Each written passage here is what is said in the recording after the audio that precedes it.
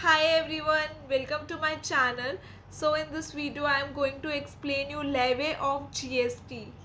levy of GST जो आपके module में चैप्टर 3 में होगा levy of GST. मैं आज वो आपको कवर कराऊंगी. मुझे लगता है सप्लाई से भी पहले अपन को लेवी ऑफ जीएसटी का नॉलेज होना चाहिए, जिससे सप्लाई समझने में थोड़ा इजी हो जाता है. इसलिए मैं आपके कॉन्सेप्ट वाइज चल रही हूँ. तो अपन आज पढ़ेंगे लेवी ऑफ जीएसटी.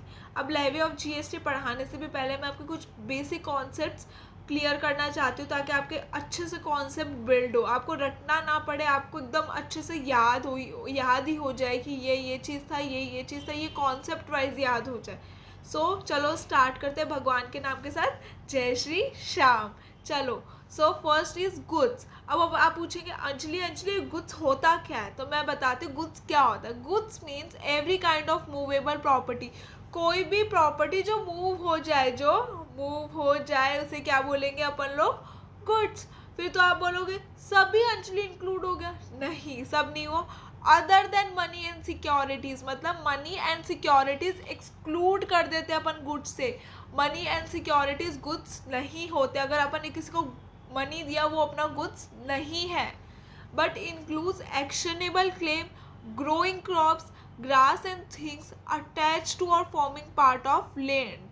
तो इसमें क्या बोला है, यह एमसीक्यू में ज़रूर पूछ सकते हैं आपको कि कौन कौन सी चीज़ें गुड्स में इंक्लूड होती है. तो क्या हो जाएगा? Actionable claim, growing crops, grass and things attached to a forming part of land which are agreed to be served before supply. जो सप्लाई होने से पहले अपन ने अग्री किए कि अपन दे देंगे, सर्व कर देंगे, वो हो गए अपने गुड्स. वो क्या हो गए? गुड्स. तो गुड्स में अपन एक्सक्लूड क्या करते हैं? Money and securities. याद क्या रखने का है? Money and securities exclude upon goods से कर देते हैं. ठीक है.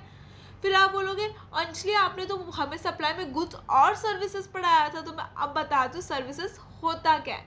Services means anything other than goods. मतलब जो गुड्स है वो तो सर्विस हो ही नहीं सकती, मतलब other than goods.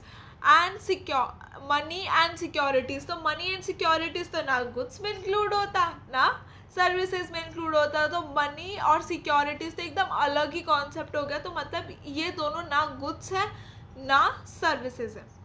But includes activities related to the use of money or its conversion by cash or any other mode from one currency or denomination to other form. Currency or denomination for which a separate consideration is charge. चलो मैं आपको उसको समझाने के लिए एक example देती हूँ. गवर्नमेंट आई मेरे पास, एकदम ऐसे भागे भागे भागे, बोली अंजलि. मैंने कहा हाँ गवर्नमेंट. तो बोलती है अंजलि तुम्हें तुम्हारी सर्विसेज पे टैक्स पे करना है. मैंने कहा कौन सी सर्विसेज? बोले जो राहुल ने आपसे है ना अपनी करेंसी चेंज करवाई थी ना, रुपी से डॉलर में कन्वर्ट कराया था, जिसके लिए आपने चार्ज किया था, उस सर्विसेज पे आपको टैक्स पे करना है. मैं एकदम परेशान. मैंने कहा मैंने तो पढ़ा था कि है ना मनी और सिक्योरिटीज़ पे कोई सर्विसेज नहीं होती, इसलिए उन पे टैक्स नहीं लग सकता. गवर्नमेंट बोली नहीं अंजलि नहीं, तुमने गलत पढ़ा था. मतलब मनी और सिक्योरिटीज़ एक्सक्लूड ज़रूर होती है, पर जो एक्टिविटीज़ मनी और सिक्योरिटी से रिलेटेड होती है, फॉर एग्जाम्पल कन्वर्जन, जो तुमने कन्वर्जन किया था रुपीज़ से डॉलर के अंदर राहुल के लिए, वो उसमें तुम्हें टैक्स पे करना पड़ेगा. मैंने कहा ओ तभी. तो इसका मतलब क्या हुआ, जो अपन कन्वर्जन रिलेटेड कोई भी एक्टिविटीज़ करते या कोई और other activities related to money करते, वो अपनी क्या हो गई? सर्विसेज. और उसके लिए जो अपन चार्ज करते हैं उस पर अपन को क्या पे करना पड़ेगा?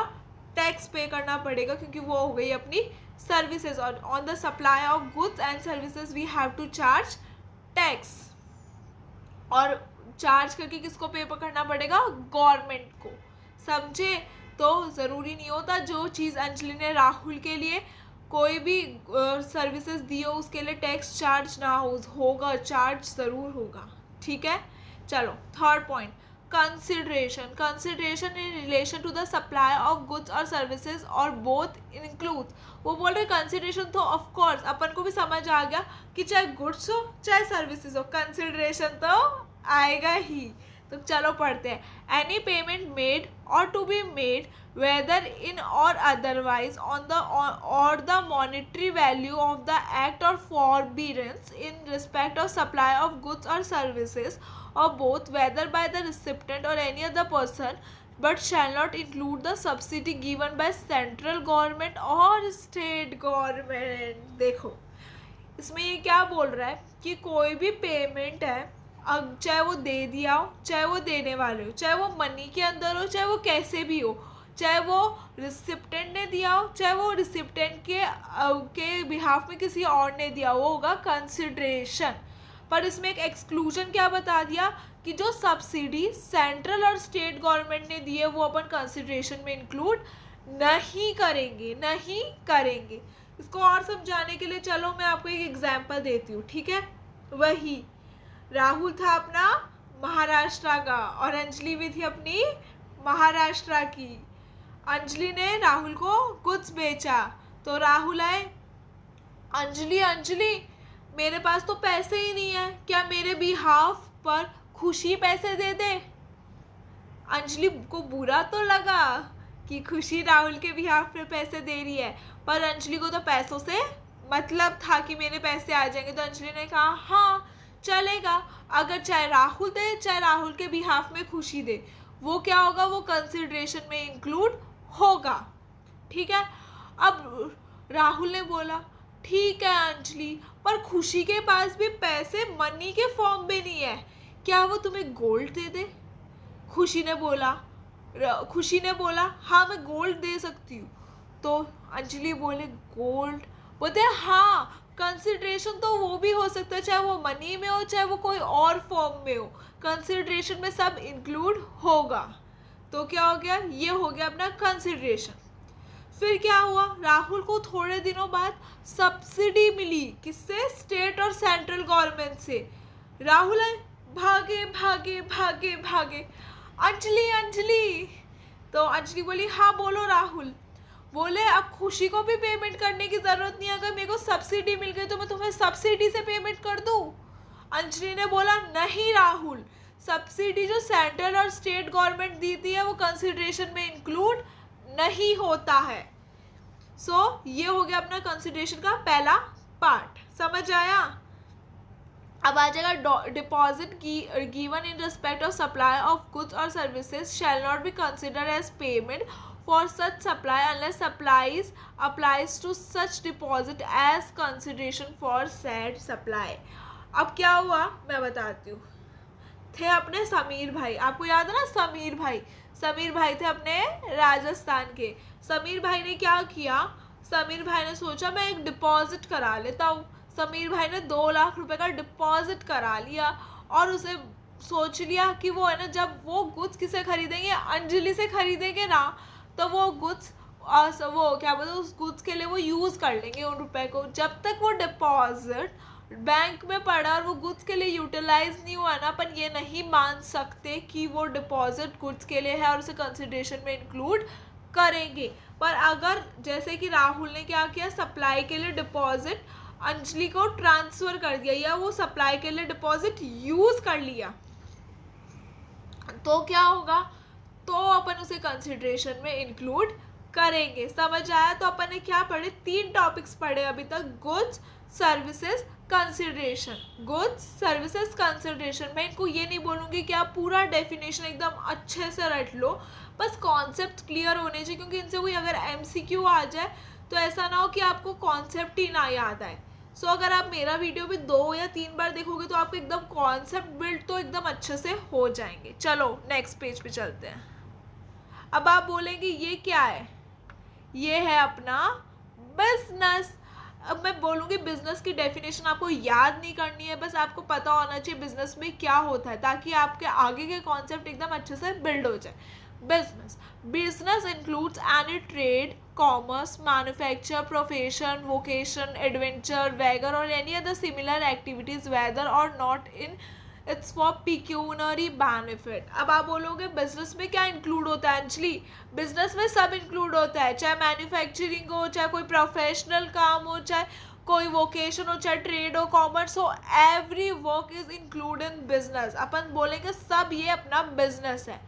अब second, any activity or transaction in connection with ancillary activities above, any activity or transaction in the nature of above, whether or not there is a volume, frequency, continuity, regularity of such transaction। तो इसने क्या बोला है, कोई भी ancillary services होती है ना, वो भी अपने बिजनेस में इंक्लूड होगी, चाहे वो फ्रीक्वेंटली हो या ना हो, चाहे वो कंटिन्यूटी में हो या ना हो, चाहे वो रेगुलरिटी में हो या ना हो, वो अपनी बिजनेस होगी। ठीक है। थर्ड, सप्लाई और acquisition of goods including capital assets and services in connection with commencement और क्लोजर ऑफ बिजनेस। अब जैसे क्या हुआ, राहुल ने क्या किया, राहुल ने मुंबई में एक बिजनेस ओपन किया। ठीक है। अब राहुल ने क्या किया, कुछ कैपिटल गुड्स खरीदे, जैसे कि खरीद लिया राहुल ने मशीनरी, राहुल ने खरीदी मशीनरी, तो वो एक्विजिशन हो गया, तो वो भी बिजनेस में इंक्लूड होगा। फिर थोड़े दिन बाद क्या हुआ, राहुल से बिजनेस संभला नहीं, राहुल ने बिजनेस बंद कर दिया, तो बंद करने पे जब राहुल ने इन्हें सेल किया तो वो चीज़ भी बिजनेस में इंक्लूड होगी। Third point, provision by a club, association, society or such other body of the facilities or benefits to members. क्या होता है, जैसे बहुत जगह क्या होता है, क्लब्स बने हुए रहते हैं जिसमें बहुत सारे मेंबर्स रहते हैं और वो एकदम एसोसिएटेड रहते हैं, वो कुछ मनी भी उस क्लब में लगाते हैं for the benefits of member, तो वो भी अपना क्या होगा, बिजनेस ही होगा। ऐसे नहीं बोल सकते ये तो हमारा क्लब का मामला है, ऐसा कुछ है, गवर्नमेंट सब मामले में है भाई। फिर आ जाएगा admission for a consideration of person to any premises.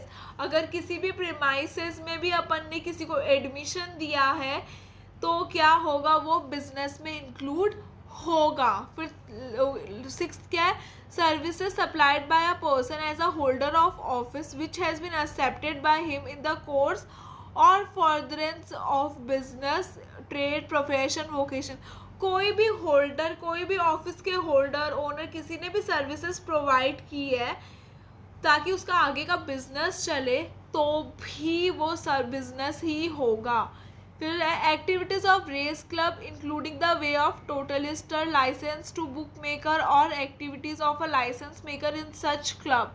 अब आप बोलेंगे ये रेस क्लब ये सब क्या होता है, मैं बताती हूँ। रेस क्लब क्या होता है, जैसे कि मेरे को एक चीज़ पता है कि रेस क्लब में एक इवेंट होता है, दैट हॉर्स रेस। उसमें क्या होते हैं, अपने टोटलिस्टर भी होते हैं, कितना रुपया आया, किसने किस पे रुपया लगाया है, वही गैमलिंग टाइप में होता है कि कितना रुपया लगा है, बैटिंग एंड गैमलिंग होता है वहाँ पे।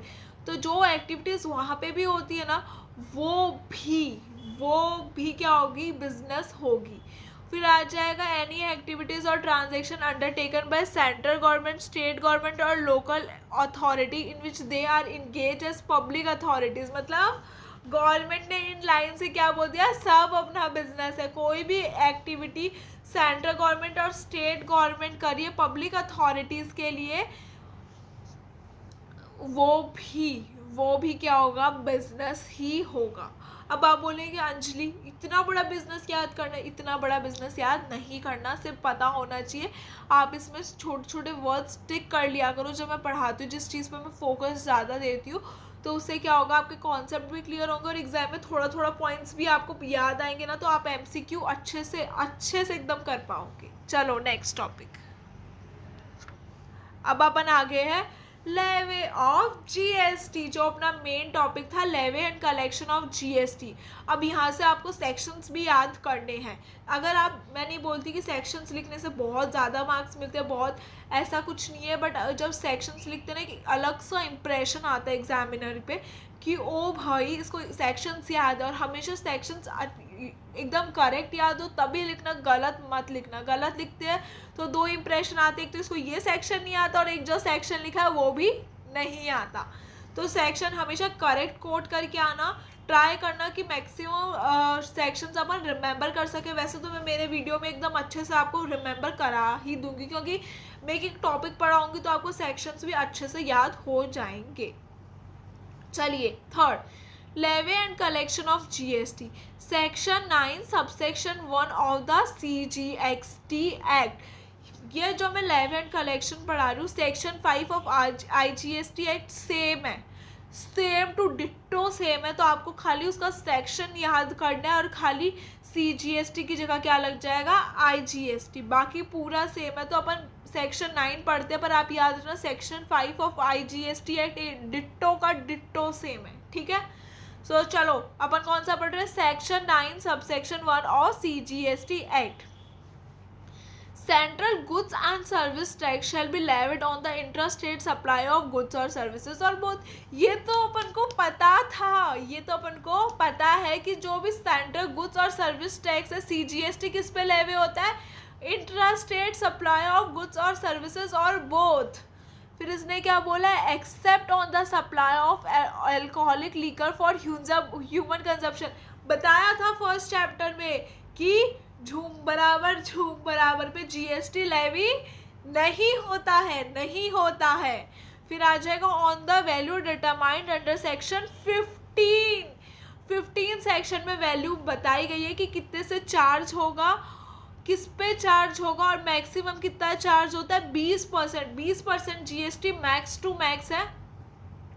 फिर क्या बोला, notified by the central government on the recommendation of council collected in such manner as may be prescribed and paid by the taxable person। मतलब जो गवर्नमेंट ने नोटिफाई किया है उसी बेसिस पे होगा और कलेक्ट भी उसी मैनर पे होगा जिसमें प्रिस्क्राइब किया गया, और पे कौन करेगा, टैक्सेबल पर्सन।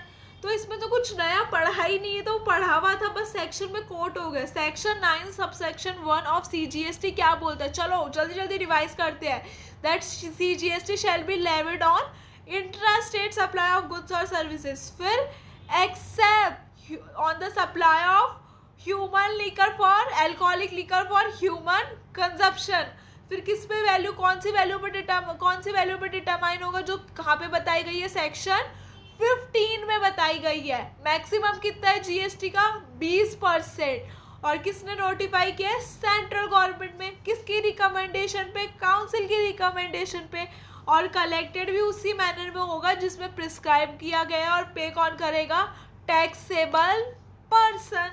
सो ये तो बहुत इजी हो गया, एकदम इजी हो गया। 9 सबसेक्शन 1 ऑफ CGST एक्ट और सेक्शन 5 ऑफ IGST एक्ट भी डिट्टो का डिट्टो सेम। अपन ने 2 सेक्शंस 2 मिनट में कवर कर लिए। चलो दूसरे पेज पे चलते हैं। लेवे एंड कलेक्शन ऑफ CGST। अब इसमें बोले सेक्शन 9 सबसेक्शन 2। सेक्शन 9 सबसेक्शन 2 क्या बोल रहे हैं, चलो देखते हैं। Central tax on the supply of petroleum crude, high speed diesel, motor spirit, natural gas, aviation turbine oil shall be levied with the effect from such date as may be notified by the government on the recommendation of council।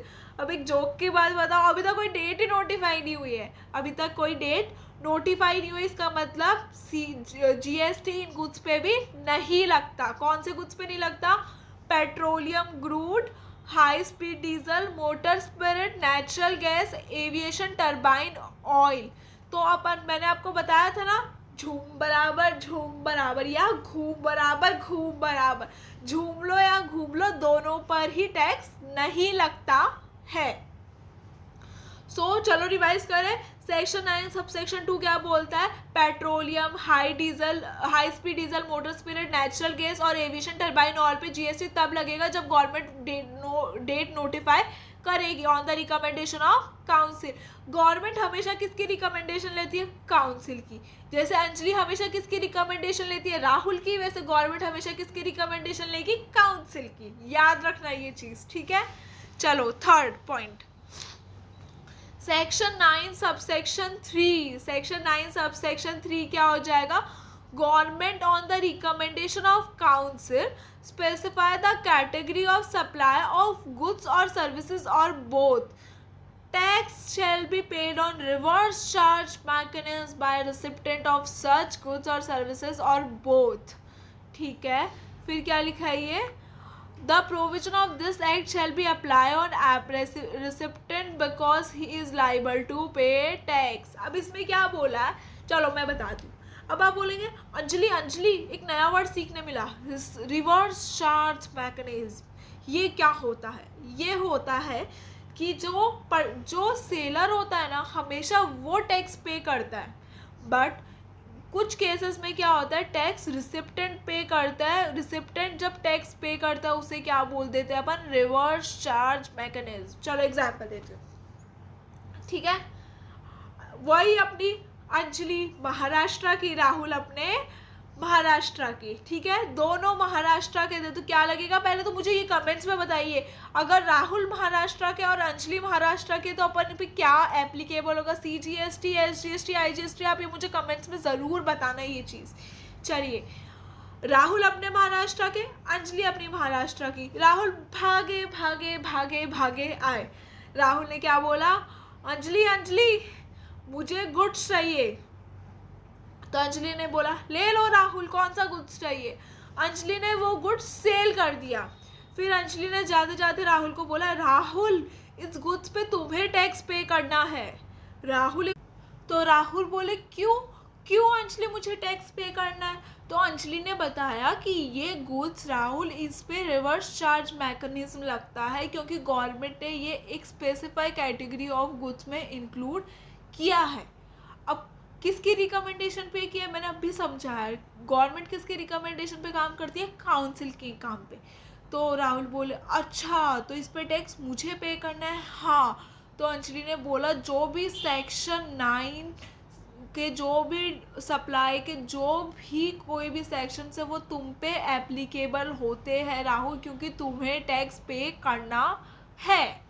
तो राहुल बोले अच्छा, आज नई चीज़ सीखी अंजलि से।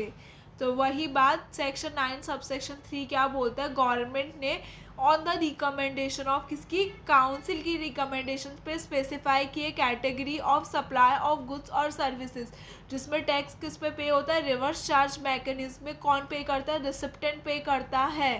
Recipient tax पे करके government को टैक्स पे करता है, ठीक है। चलो अब next topic, 9 subsection 4 government on the recommendation of council specify class of registered person in respect of supply of specified categories of goods or both from unregistered person. Okay, tax shall be levied on reverse charge mechanisms by recipient of such goods and services. All the provision of this act shall be applicable on recipient. Okay, अब आप बोल रहे हो कि अंजलि नहीं समझ आया। नहीं समझ आया, कोई बात नहीं, मैं बताती हूँ आपको कैसे नहीं समझ आया। हमारी थी एक श्रुति कहाँ की थी, श्रुति थी अपने मंडावा की, श्रुति थी अपने मंडावा राजस्थान से। उनके पास आए भागे भागे भागे पीयूष भाई, अपने पीयूष भाई श्रुति के पास आए, श्रुति मुझे गुड्स खरीदना है। श्रुति थी अपनी अनरजिस्टर्ड, श्रुति ने GST में रजिस्टर नहीं कराया था, श्रुति का था छोटा बिजनेस, तो वो अनरजिस्टर्ड पर्सन थी। और राहुल भाई, वो पीयूष भाई थे अपने एकदम बड़े व्यापारी, और वो थे एकदम रजिस्टर्ड पर्सन। श्रुति ने बोला गुड्स तो मैं आपको सेल कर दूंगी, पर उस पर टैक्स भी आपको ही गवर्नमेंट को पे करना पड़ेगा। श्रुति अपनी एकदम इंटेलिजेंट, उसे सब नॉलेज था कि कौन सा क्या कॉन्सेप्ट है। तो पीयूष भाई बोले क्यों भाई, मुझे क्यों पे करना होगा? तो श्रुति ने बताया पीयूष कि है ना, मैं हूँ अनरजिस्टर्ड पर्सन, अगर रजिस्टर्ड पर्सन अनरजिस्टर्ड पर्सन से कुछ भी परचेज करेगा तो उसे रिवर्स चार्ज मैकेनिज्म पे टैक्स पे करना पड़ेगा। तो अगर श्रुति ने कुछ भी पीयूष को सेल किया और पीयूष ने श्रुति से कुछ भी खरीदा, तो पीयूष रजिस्टर्ड पर्सन को श्रुति के बिहाफ में टैक्स पे करना पड़ेगा गवर्नमेंट को। समझ आया? फिर नेक्स्ट टॉपिक है 9 सबसेक्शन 5 ऑफ CGST एक्ट। अब क्या है ये, government on the recommendation of council specify a class of registered person in respect of supply of specified categories of goods और services. Okay, the tax on inter state supply shall be levied by the electronic commerce operator. तो क्या बोला है, government ने क्या किया, कुछ services specify किए, कैटेगरीज ऑफ सर्विसेज, जैसे कि ईसीओ की सर्विसेज। ईसीओ की सर्विसेज क्या होती है, ई कॉमर्स ऑपरेटर, मतलब अमेजोन, फ्लिपकार्ट, ओला, उबर, ये हो गई अपनी ईसीओ, ठीक है। अब गवर्नमेंट ने क्या बोला है, इन जो भी सर्विसेज गवर्नमेंट ने स्पेसिफाई किया है उन पे टैक्स कौन पे करेगा, ईसीओ ही पे करेगा। जैसे कुछ गवर्नमेंट ने स्पेसिफाई किए सर्विसेज और सप्लाई, कुछ कैटेगरी ऑफ सप्लाई और सर्विसेज जिस पर टैक्स कौन पे करेगा, ईसीओ करेगा। अब आप बोल रहे होगे ठीक है, ईसीओ पे करेगा, हमें समझ आ रहा है, बट ईसीओ अगर ईसीओ ही नहीं प्रेजेंस रखता, तो ईसीओ अगर टैक्सेबल टेरिटरी में ही नहीं है तो कोई तो पर्सन होगा। Any person representing ECO shall be liable to pay tax. तो मैं आपको एक एग्जांपल देती हूँ। गवर्नमेंट आई, अंजलि, मैंने कहा हाँ, तो बोले आप जो ईसीओ को प्रेजेंट करते हो उस पर आपको पे करना है टैक्स। मैंने कहा क्यों, ईसीओ पे लाइबल होते, तो गवर्नमेंट ने बोला आपकी ईसीओ टैक्सेबल टेरिटरी में नहीं है, तो आप हो टैक्स पे करने on the behalf of eco. मैंने कहा ओके। फिर क्या हुआ, थोड़े दिन बाद मैं बहुत परेशान हो गई रोज रोज ईसीओ के टैक्स पे करने में। तो मैंने क्या कहा, मैंने कहा मैं नहीं बन रही ईसीओ की रिप्रेजेंटेटिव, मैंने छोड़ दिया। फिर उस ईसीओ के पास ना कोई रिप्रेजेंटेटिव है इंडिया में टैक्सेबल टेरिटरी में, ना ईसीओ टैक्सेबल टेरिटरी में, तो अब क्या करे गवर्नमेंट को टैक्स तो लेना है। तो गवर्नमेंट ने बोला तो ईसीओ को एक पर्सन अपॉइंट करना पड़ेगा टैक्सेबल टेरिटरी में for the purpose of paying tax. समझ आया, एकदम कॉन्सेप्ट क्लियर हो गया। अगर ईसीओ है तो ईसीओ टैक्स पे करेगा, अगर ईसीओ नहीं है तो जो पर्सन प्रेजेंट कर रहा है ईसीओ को वो टैक्स पे करेगा। अगर दोनों ही नहीं है तो गवर्नमेंट ने क्या बोला, ईसीओ तुम अपॉइंट करो एक पर्सन हमें टैक्स पे करने। सो अपन ने 5 सेक्शंस पढ़े, दैट इज सेक्शन 9 सबसेक्शन 1 क्या बोलता है कि जीएसटी सीजीएसटी किस पे अप्लाई होता है, इंट्रा स्टेट सप्लाई पे अप्लाई होता है, उसमें alcoholic liquor for human consumption नहीं आता है।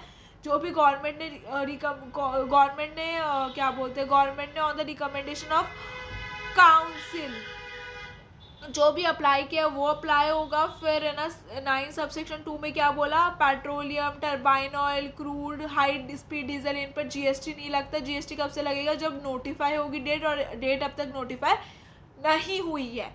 फिर 9 सबसेक्शन 3 में क्या बोला, गवर्नमेंट ने बोला हमने एक स्पेसिफाइड क्लास ऑफ गुड्स बताया जिसपे रिसिप्टेंट मतलब जिसने रिसीव किए गुड्स वो टैक्स पे करेगा on reverse charge mechanism.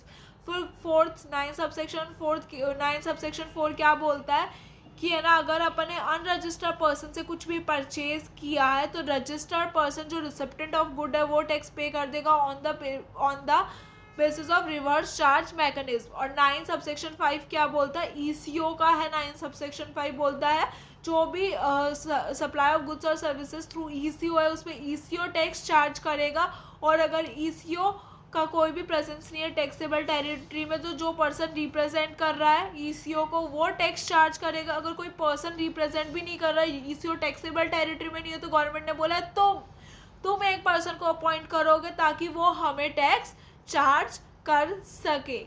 So guys आज के लिए इतना ही। आज मैंने आपको पूरा लेवे ऑफ सीजीएसटी बता दिया है। अब आप जो भी आईजीएसटी का लेवे of IGST that is section 5 वो डिट्टो का डिट्टो सेम है, तो मुझे नहीं लगता कि आपको दूसरी बार पढ़ के उसे टाइम वेस्ट करना चाहिए। बस देख लीजिए, एक बार रीड आउट कर लीजिए। अगर आपको सीजीएसटी एसजीएसटी समझ आ गया तो आपको आईजीएसटी तो पक्का समझ आ ही जाएगा।